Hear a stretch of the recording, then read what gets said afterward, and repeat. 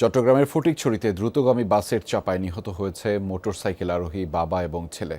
সকালে মর্মান্তিক এই দুর্ঘটনার পর বাসে অগ্নিসংযোগ এবং সড়ক অবরোধ ও বিক্ষোভ করে ক্ষুব্ধ জনতা। ঘণ্টাখানেক যান চলাচল বন্ধও থাকে। বাস চালককে আটক করেছে পুলিশ।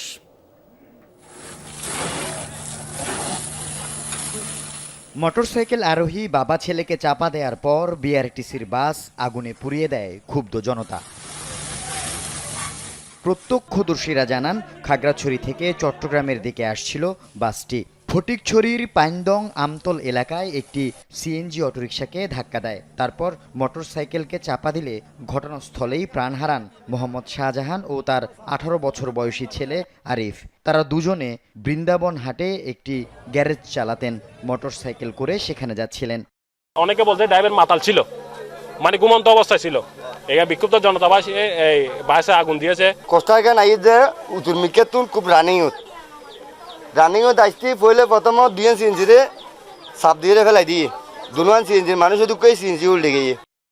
দুর্ঘটনার পর বিআরটিসি বাসটিতে আগুন দেওয়ার পাশাপাশি সড়ক অবরোধ ও বিক্ষোভ করে ক্ষুব্ধ জনতা।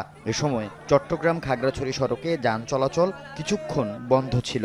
উপজেলা প্রশাসন, পুলিশ ও ফায়ার সার্ভিস কর্মীরা ঘটনাস্থলে পৌঁছে পরিস্থিতি নিয়ন্ত্রণে আনে। শাহজাহান এবং তার ছেলে বাইক নিয়ে আসার সময় বিআরটিসি বাসের সাথে সংঘর্ষ হয় এবং ঘটনাস্থলে 2 জন মারা যায়।